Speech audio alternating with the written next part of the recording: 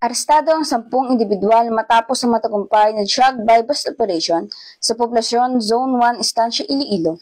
Nito lamang 19 na Nobyembre taong kasalukuyan. Sa operasyon, nakumpiska mula sa mga suspect ang isang heat-sealed transparent plastic sachet na hinalang shabu bilang buy-bust item kasama ang 18 pang sachet na pinaghihinalaang shabu na may kabuang bigat na humigit kumulang 221.74 gramo. Kinilalaman na aresto na sina alias Nonoy Dulong, 21 taong gulang, alias Carvajal, 52 taong gulang, alias Ceballos, 29 na taong gulang, alias Sunilan, 18 taong gulang, alias Labang, 24 na taong gulang, alias Relox, 36 na taong gulang, alias Gonzales, 29 na taong gulang, alias Amante, 31 taong gulang, alias Villerias, 24 na taong gulang, at si alias Damog na nasa hustong gulang. Ang operasyon is nagawa sa pangunguna ni Police Major Carl Jerome T. Tingnana ng Estancia Municipal Police Station kasama ang PDEO Team 3 na pinamunuan ni Police Major Dajit B. De Lima at ang 2nd IPMFC sa pamumuno naman ni Police Major John Salvador A. Bello. Kasalukuyan na sa kusdiya ng Estancia Municipal Police Station ang mga suspect at nakatakdang sampahan ng kaukulang kaso sa paglabag sa Republic Act 9165 o ang Comprehensive Teen Drugs Act of 2002. Patuloy namang pinaigting ng Estancia Municipal Police Station